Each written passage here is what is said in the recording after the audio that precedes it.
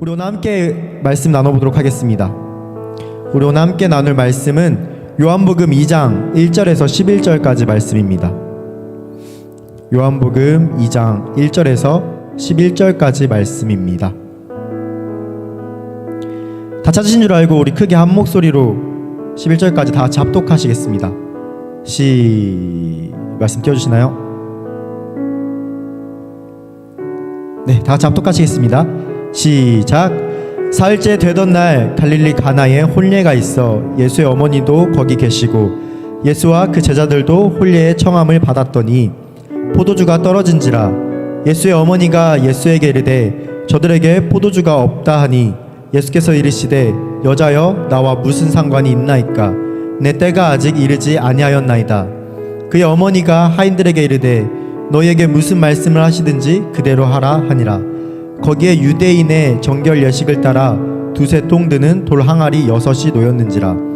예수께서 그들에게 이르시되 항아리에 물을 채우라 하신즉 아귀까지 채우니 이제는 떠서 연회장에게 갖다 주라 하시매 갖다 주었더니 연회장은 물로 된 포도주를 맛보고도 어디서 났는지 알지 못하되 물 떠온 하인들은 알더라. 연회장이 신랑을 불러 말하되 사람마다 먼저 좋은 포도주를 내고 취한 후에 낮은 것을 내거늘 그대는 지금까지 좋은 포도주를 두었도다 하니라. 예수께서 이 첫 표적을 갈릴리 가나에서 행하여 그의 영광을 나타내심에 제자들이 그를 믿으니라. 아멘. 네, 오늘 함께 은혜 받을 말씀을 통해서 예수님은 누구신가 하는 주제로 나누기를 소망합니다. 예수님은 누구신가? 오늘날 이 많은 세상 사람들이 예수님이나 기독교 혹은 이런 교회에 대해서 들어봤을 것이라 생각이 됩니다. 그런데 우리가 이렇게 미처 생각하지 못했던 사실은 그 사람들이 이러한 단어들은 들어봤지만 기독교가 정확하게 무엇이고 또 예수님이 누구이신지 또 어떤 일을 하셨는지에 대해서 알지 못한다는 것입니다. 여러분이 믿고 있는 예수님은 과연 어떤 분이신가요? 이 질문을 꼭 기억하였으면 좋겠습니다. 여러분이 믿고 있는 예수님은 어떤 분이신가요? 우리는 기독교인으로서 교회에 다니고 있는 성도들입니다.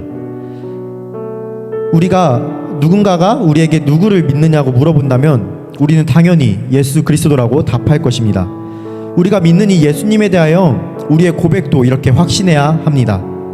우리는 예수님을 믿는 자들로, 우리가 정말 예수님을 믿고 따르는 자들로 우리가 이 자리 가운데 나온 줄 믿습니다. 마태복음 16장 13절 말씀에서는 예수님께서 제자들에게 이렇게 묻습니다.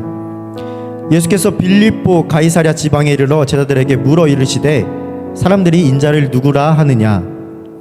이 말씀에서 예수님이 제자들에게 물어보신 거에 한번 집중해 보시길 바랍니다. 사람들이 인자를 누구라 하느냐. 여기서 예수님께서는 자신을 인자라는 그런 칭호를 사용하셨습니다. 인자. 이것은 사람들이 예수님 자신을 메시아로 영접하고 있는가 하는 것을 물어보기 위함이었습니다. 그 다음 말씀도 중요합니다. 계속해서 제가 읽겠습니다. 14절 15절 말씀에 이르되 더러는 세례 요한 더러는 엘리야 어떤 이는 예레미야나 선지자 중에 하나이다. 이르시되 너희는 나를 누구라 하느냐. 너희는 나를 누구라 하느냐. 이 당시의 사람들은 이 엘리야가 메시아 시대를 준비하기 위해서 다시 올 것이라고 믿고 있었습니다.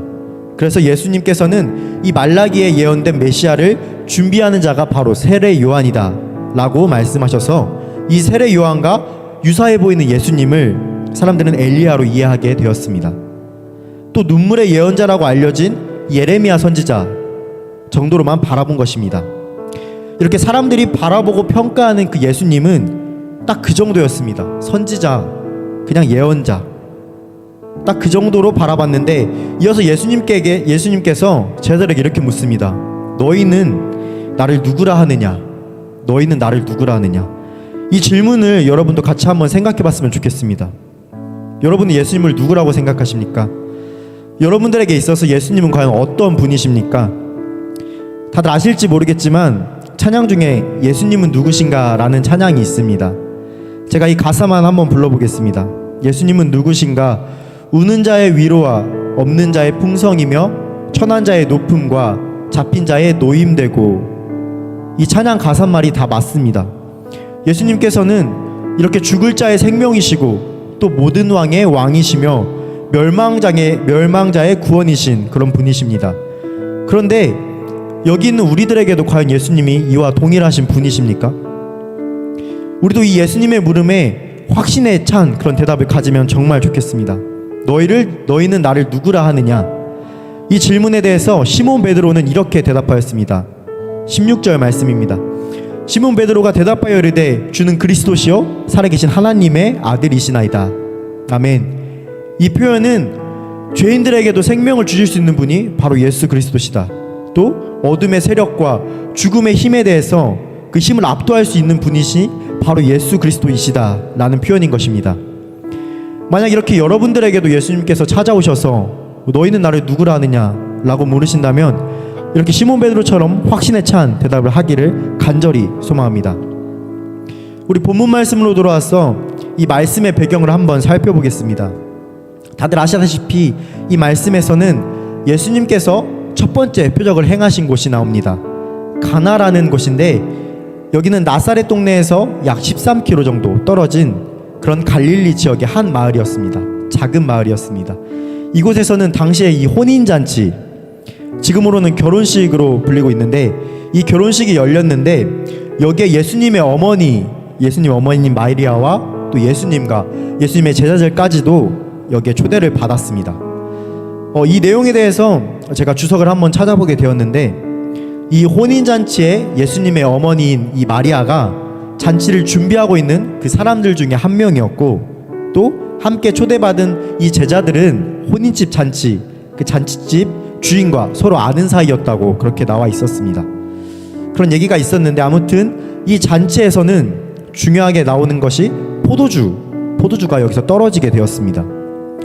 이때 당시 이 혼인잔치라는 이 잔치에서는 마을의 축제 정도로, 그렇게 작은 마을의 축제 정도로 치러졌는데 물이 귀했던 이 당시 중동 지역에서는 일찍부터 이 마을의 주산물인 포도로 술을 만들어서 이렇게 음료로 대접을 했던 그런 것이었습니다.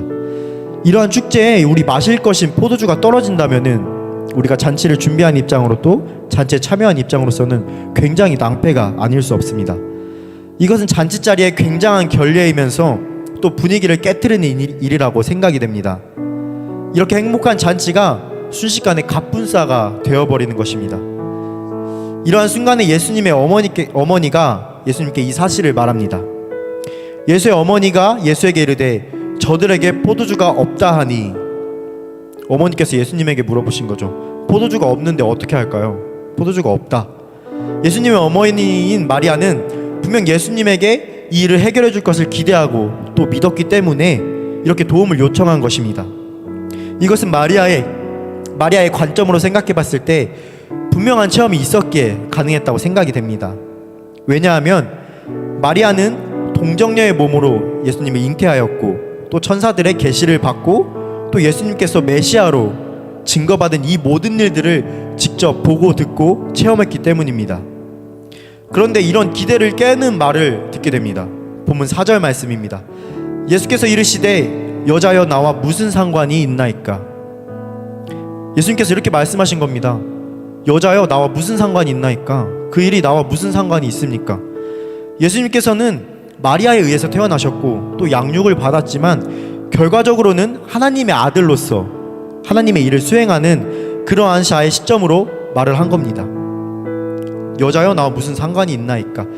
또한 예수님께서는 이미 공생애에 들어가 있는 그 상태였기 때문에 어머니인 이 마리아를 비롯해서 그의 형제들 또한 예수님의 이런 개인적인 관계로 특권을 누릴 수 없었기 때문에 그렇게 말씀하신 것입니다. 여러분들께서는 이 말씀의 뜻을 이해할 때에 결국 이 잔치에 포도주가 떨어진 것은 그냥 세상의 일이고 예수님은 하나님의 사명을 완수하기 위해 세상 일은 자기가 상관없다고 말씀한 것이다 라고도 이해할 수가 있을 것입니다. 하지만 여기서 마리아는 다시 현명한 선택을 하게 됩니다. 우리가 이 말씀 함께 읽도록 하겠습니다. 본문 5절 말씀입니다. 본문 5절 말씀 함께 합독하도록 하겠습니다. 시작. 그의 어머니가 하인들에게 이르되 그대로 하라 하니라. 너희에게 무슨 말씀을 하시든지 그대로 하라 하니라. 너희에게 무슨 말씀 하시든지 너희는 그대로 해라, 순종해라. 마리아가 이렇게 그 하인들에게 말한 것입니다. 이 말의 표현이 어머니로서의 표현이 아니라 또 자신의 권위를 내세우지 않고 그냥 모두 내려놓고 자신의 태도를 바꾼 그런 것입니다. 우리가 이 마리아의 표정을 봤을 때, 이 말을 봤을 때 분명히 처음에는 요청하던 자세였습니다. 이거 과연 어떻게 해야 됩니까? 포도주가 떨어졌는데 어떻게 해야 돼? 근데 이런 요청하던 자세에서 순종하는 자세로 태도를 바꾼 것입니다. 여러분이 만약 마리아의 심정이었다면 과연 가능했을까요? 내가 낳은 내 아들이고 내가 잉태했고 내가 이렇게 길렀는데 그런 아들에게 내가 저분이 말씀하시는 것 너희가 그냥 그대로 순종해라 이렇게 과연 말씀할 수 있을까요? 저는 오히려 조금 어려웠을 거라고 생각이 됩니다.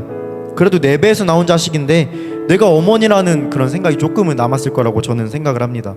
그런데 이 마리아의 마음에서는 곧 보게 될 그 예수님의 해결 능력에 대해서 오히려 기대를 했다는 것입니다. 오히려 예수님께서 하실 그 일을 기대하면서 내가 어머니로서의 그 권위를 내려놓고 또 그 자세를 내려놓고 오히려 시중드는 그 사람들을 예수님께 맡기는 그러한 자세를 보인 것입니다. 제가 저번 설교 때 교회 밖 신앙이라는 그런 주제로 말씀을 나눈 적이 있었습니다. 그 말씀에서 여러분들에게 강조하면서 또 기억하길 원했던 것은 정말로 우리가 예수님을 전적으로 믿고 또 의지하길 바라는 것을 강조했었습니다. 우리가 계속해서 이 새생명 전도 축제뿐만이 아니라 우리가 삶에서 앞으로 인생에서 정말 예수님을 믿지 않는 자들에게 복음을 전하고 전도를 할 것인데 우리 마음에 적어도 그 사람들에게 내가 믿는 예수님이 어떤 분이시고 또 내가 왜 예수님을 믿고 교회에 나오는지 정도는 확신을 가졌으면 좋겠습니다. 내가 믿는 예수님이 어떤 분인지 또 내가 믿는 예수님이 과연 어떻게 나를 통하여 일하시는지 그것에 대한 확신을 가졌으면 좋겠습니다. 다시 마태복음 26절 말씀에서 예수님이 우리에게 나를 누구라 하느냐 이렇게 물으신다면 적어도 우리 마음에 늘 그 질문에 대답할 수 있는 준비가 되었으면 좋겠습니다. 여러분들이 정말 그 예수님의 말씀을 믿고 의지한다면 오늘 다시 한번 이 확신의 마음을 가지기를 소망합니다. 다시 이 말씀에서 이 마리아의 기대와 확신처럼 예수님께서는 기적을 보여주셨습니다. 이 당시 유대인들은 식사 전후에 이렇게 손을 씻는 그런 풍습이 있었는데 이 마을 잔치에서도 초청객에게도 먼저 손을 씻고 잔치에게 참여하도록 하였습니다. 이때 이 손을 씻던 항아리로 예수님께서 기적을 보이셨습니다. 우리 마지막으로 말씀 7절에서 9절까지 말씀 함께 읽도록 하겠습니다. 7절에서 9절까지 말씀입니다. 함께 읽겠습니다. 시작. 예수께서 그들에게 이르시되 항아리에 물을 채우라 하신즉 아귀까지 채우니 이제는 떠서 연회장에게 갖다 주라 하심에 갖다 주었더니 연회장은 물로 된 포도주를 맛보고도 어디서 났는지 알지 못하되 물 떠온 하인들은 알더라. 아멘. 예수님께서 말씀하셨죠. 그 항아리에 물을 채워라. 아귀까지 물을 채워라. 꽉 채우라고 하신 거죠. 하객들은 그 손을 씻던 항아리에 물을 채우라고 하신 후에 그것을 떠서 하객들에게 연회장들에게 나눠주라고 하신 것입니다. 그런데 여러분 이 말씀에서 중요한 구절이 있습니다.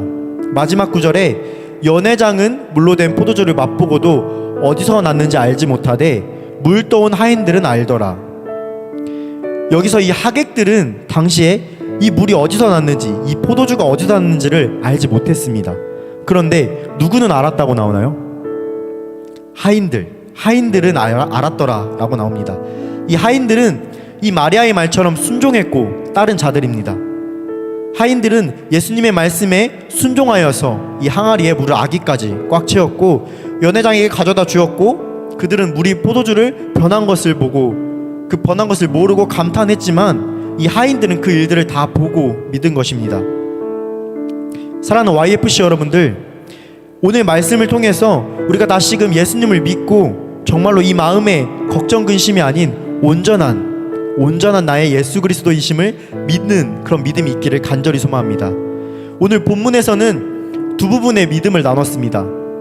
첫 번째는 어머니 마리아의 믿음으로 내가 어머니지만 그럼에도 예수님을 알고 순종하여서 믿은 그런 믿음의 자세입니다.